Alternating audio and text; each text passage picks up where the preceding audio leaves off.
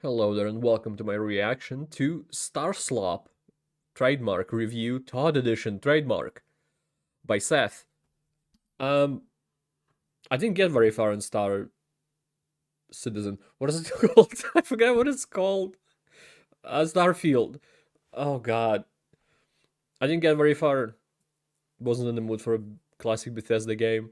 So but I don't really care about getting spoiled no more, so let's check this out, shall we? It's very weird to see I guess not that weird. I think he made a video on Elden Ring as well. But normally he's not making videos on like a AAA kind of title. Normally he makes videos for breeding simulators. Anyway, like and subscribe, become member. Let's begin. When I remember how to do this. Haven't done this in a while. Hey, Star System. I'm not plugged in. I haven't done that in a while as well. Seth here. Let me tell you a vision of the future. In the future, white boys can finally jump with the help of a booster pack and, of course, low gravity. Humanity has spread across the stars in their multitudes of diverse races and cultures. The Red the sons of Yakub, Hispanics, honorary Aryans, and the Fingolian Chindonesians now populate the vast expanse of space. Naturally, we never did find a solution for automation. So in the future, the only career paths are space pirate with a voice filter, or religious extremist. Parents send children away with teary eyes, knowing full well their offspring will grow up to become murderous bandits before putting on their own helmets and shooting up the 7-Eleven. And the PS5 still has no games. That vision is already here. Well, I thought it was a Seth video, not a pyrocynical one. No, the best game that will ever be made is already out, and there's no competition. Baldur's Gate? More like 3-hour unskippable gay sex scene. Starfield, a masterpiece where I can live out my fantasy of being a Bangladeshi man with A10 eyes. Starfield wins Game of the Year for their food models alone. Just look at the grease on that sausage. That's the difference ray tracing makes in a game like this, which runs buttery smooth on my 4090, pushing a blazingly fast 17 frames a second. I'm quite fine with this since, according to the science, the human eye can only see 24 frames a second. Sometimes my saves get corrupted and Again, I haven't played a lot, so I haven't encountered a lot of issues, but I was able to play it relatively fine on my 1060. So it's not the worst game this year. That was it's not the worst optimization this year has seen, let's say it that way. I lose progress, but in my deep unhappiness, I realize I get to have those unforgettable experiences all over again. We must imagine that we are Sisyphus, pushing the boulder forever uphill, for in the struggle, we find meaning. Ask not what Todd Howard can do for you, but instead, what you can do for Todd Howard. A good game has memorable characters, but an amazing game is one where you don't remember a single person at all. Starfield is to role-playing what dementia is to the elderly. And now, for a word from our sponsor, the flesh is weak. I crave the strength and certainty of steel. For this to add, is it? Displate. Oh, Displate, okay. Displate is a one-of-a-kind metal poster designed to capture your unique passions. But Seth, I hear you cry, I've already got my passions captured. Uh-huh. And how's that working out for you? What if you wanted to put up another one? Have fun wrangling the packaging, flattening it out, finding the right size poster frame, and of course, mounting the damn thing. Say goodbye to the hassle with Displate. All you have to do is open it up, stick on the magnets, and oh hey, we're done. Displate has a vast array of high-quality official art to choose from, and they're always expanding their collection. Check out my top picks. Displate is pretty Dark Souls, Mortal Kombat, Sonic, and of course, Skyrim, and Skyrim. In Todd, we trust. And if you're not a gamer, that's fine too. Displate has posters for every passion. Cars, ducks, Elon Musk. You want it? They've got it. Just think, you could have any one of these at your door in less than a week, and on your wall in less than a minute. Just visit displate.com/crooked like that. Tech, or use code this was the for camera up to that was 40% off on all designs. Personally, you'll never see me with a paper poster ever again. I'm filing for divorce, taking the kids, and using Displate for all my future wall decorating needs. The strongest skill in this game, following tradition, is Persuasion, which lets you walk away from the last fight by saying, "What if we don't?" This system works by stringing random sentences together with a cadence of a crackhead until the recipient gets visibly uncomfortable and leaves. Something that Fleet would shamelessly steal. The true purpose of Persuasion, however, is to gaslight companions. Sarah is strongly opposed to the harm of innocent people. So, appropriately, in the style of a cartel execution, I ventilate someone's cranium. She screams at me. What the hell is the matter with you? I persuade her that I'm sorry and I'm going to do better. I'm not sure there's anything you can say at this point. As strange as that sounds, I suppose that's possible. Look, I realize things out here can be rough. Is it gonna happen again? So Like he shoots the second guy? For now. And then I do it again. I accept who you are. I'm just not sure I can travel with you on this path you've chosen. This is, single-handedly, the most entertaining thing in this game. Just try to be more careful in the future. Otherwise, you'll find yourself traveling alone. I am not going to help you murder you and I. The second most entertaining thing in this game is joining the pirate faction as a double agent, and in the process, becoming a triple agent. I have chosen to join the war on terror. On the side of terror, I can play entire missions without shooting a single shot, because guess what? Half the entire game is now friendly to me. I watch caravans get lit up with the same interest as a youth in the projects witnessing a drive-by. The streets give, and the streets take. Story. I've had paranoid hallucinations with more coherence than the plot of this game. Spoiler, it's Skyrim in space. You must become Starborn to use the magical Fufroda to kill Parthenax, who in this case is other Starborn from other universes that you must defeat to go to another universe and start New Game Plus. Multiverse theory is very No appealing Man's to fans Sky. of Rick and Morty because it implies the existence of a dimension where you haven't been molested. There's copium online that there's differences between universes and no run is the same. Yes, one place in the game changes. The emissary is always whoever dies in your current run, and there's a universe where Sarah is a potted plant. Objectively, this is the best universe because she doesn't talk. Yet, I heard some people even romanced this creature. If you find such dialogue captivating, I recommend intimacy with a drywall. My favorite part of the story was attending a funeral, only to interrupt it by starting a firefight. Almost everyone involved is an essential NPC, so the shootout will never end. Question: when we have an infinite amount of universes, that means we have no consequences. Anything we do can be undone by walking through a portal. So why can't we kill essential NPCs? Why even have a setting if you're not going to make use of it? This aggravates me to no end because everyone I want to shoot is a higher entity made of light. For example, there's a side quest where a 200-year-old ship from Earth, developed before the invention of a grav drive, has reached the planet resort. Sorry, I was silent, but I was thinking there are goods and bads about essential NPCs being unkillable.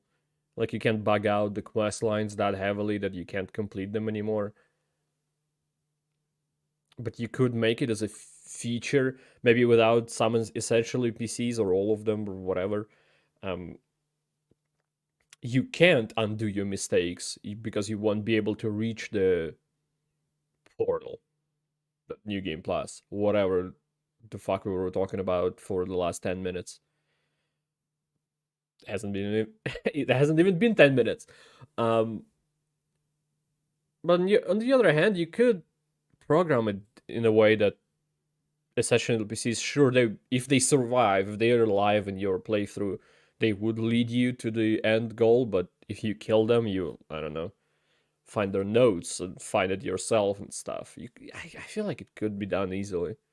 Of Paradiso. You negotiate on their behalf and are given 3 options. 1. Send every colonist to work as an indentured slave for the corporation. 2. Pay out of pocket for a grav drive and send them to bother someone else. Or 3. Eliminate the last practicing Jew in the universe. I'm not making this up. There's a colonist on board who's preserved Hebrew rabbinical teachings. And the third option is the corporation asking you to destroy the ship. What the Austrian painter started, Todd will finish. What is this quest design? You present me with 3 terrible options, and my immediate response is to shoot up the board of directors. But I can't, because I'm not allowed to, because the talent in this company has dried up and left a long time ago. But it doesn't matter, because Bethesda spits out a game every few years for their target audience.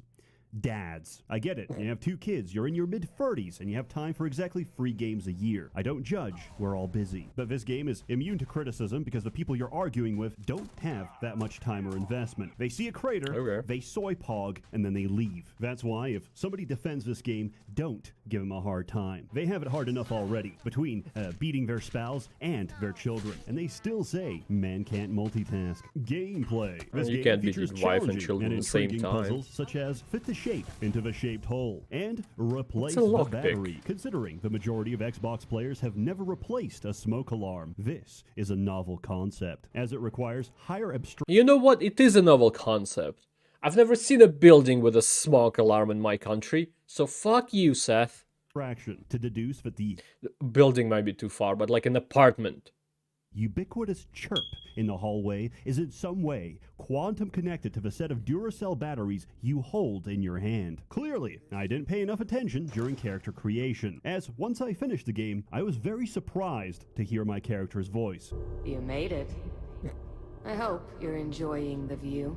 Not like I missed anything. All the perks are garbage. Wanted. They, is one of 2 well, I perks mean, that these aren't perks, these are traits, and traits came from the Fallout games. They always give something as a bonus, but take something away, and they are completely optional. I don't see a problem with that. You don't have to select any of them. actually does anything, because you get bounty hunters chasing you. The other being kid stuff, which gives Americans the experience of 2 loving parents that aren't divorced. For the nation holding the world record in broken homes, a stable family is science fiction. I spent a bunch of time modding guns. I said oof, but Rush is like only 5% below it. Almost a quarter of years since there's live single player homes. I don't think there are as many divorces in Russia as there are dead parents. Because almost... Now I'm thinking about it. Like half of people I know have a dead parent, including myself. So there's that.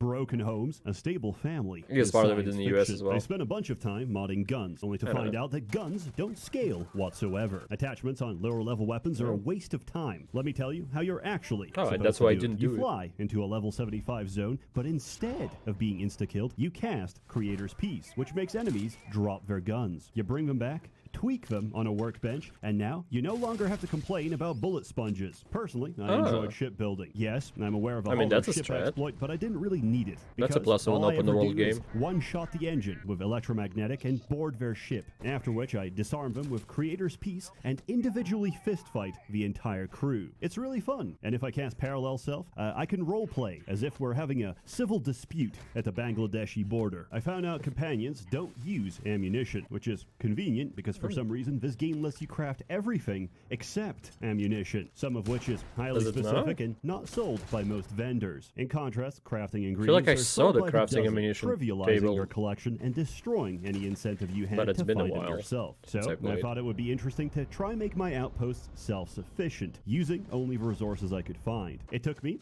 2 full days before I found a planetary source of sealant. For reference, this is a common organic ingredient necessary for most structures. And where did I find it? Never Middle built of one. nowhere on a Didn't toxic get that biome, far. meaning I needed to reach the bottom of a science tree and have free tiers into planetary habitation before I could make planetary habitation. So, in case you're ever tempted to do what I did, don't. I remember once I saw a Live Leaks video of some Chinese farmers throwing pigs into an open pit and setting them on fire with kerosene. Starfield allows you to not only recreate this video, but use it for infinite experience. What I did was set up several alien breeding facilities and boxed them in. Then, I built a macro script to throw incendiary grenades at set intervals, firebombing all the cows, waiting for them to respawn, only to firebomb them again. I can leave my desk and come back several levels higher. Generally, however, Outpost development is a another hellish plus of an experience, open and world that's because the game has no system to track how much you need and what you need. Your best bet for memorizing a recipe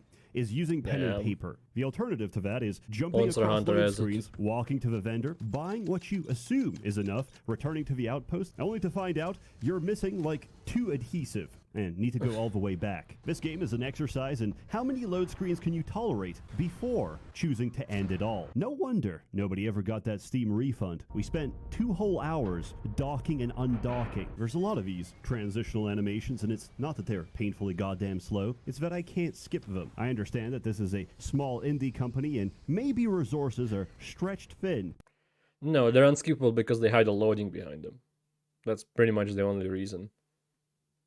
Between the award-winning dialogue and the NPCs that hit you with that fluoride stare. But when the solution is so simple and obvious, you can't help but ask, what's going on at Bethesda? 8 seconds, oh my Despite god. having no access to the How did you construction survive? set, the modding community has managed to fix many of the issues. However, even if they do release the toolset 6 months down the line, I don't really trust this company to not screw me over. Remember, the only reason we don't have paid mods is because of pushback. Believe me, True. they'll try again. The only They probably will, redemption yeah, of I this remember game is the release of trying a before. full construction set, because the only way the fans could save this game is to wipe it clean and make something else. Look, I figured it out. I know why I'm so definitely angry. untrue. I'm not angry at the game. It's not even that bad.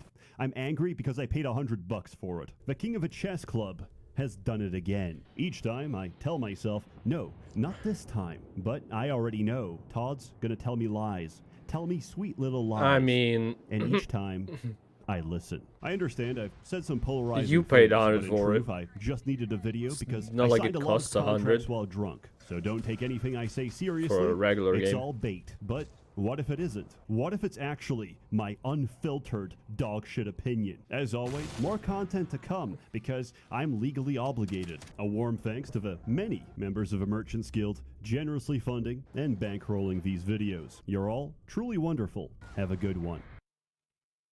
Okay. Well, there is Starslop review, or Starfield by Seth. I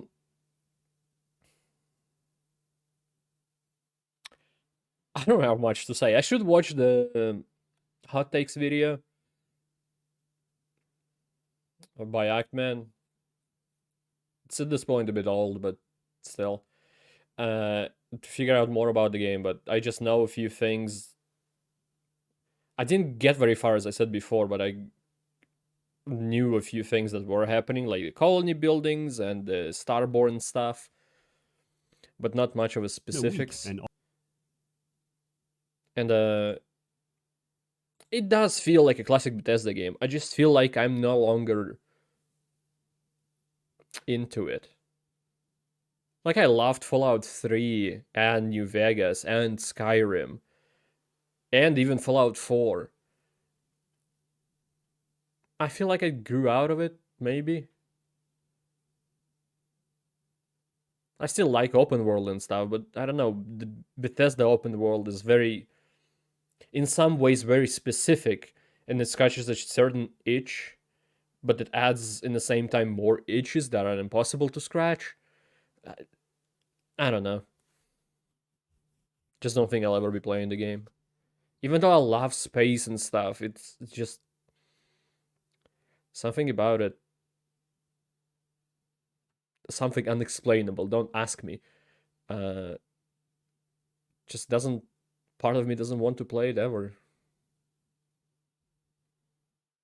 Maybe I'll change my mind in a year, who knows? Anyway, thank you everybody for watching this. I appreciate it a lot. I hope to see you next time, and goodbye. Have a great life, because one of us has to.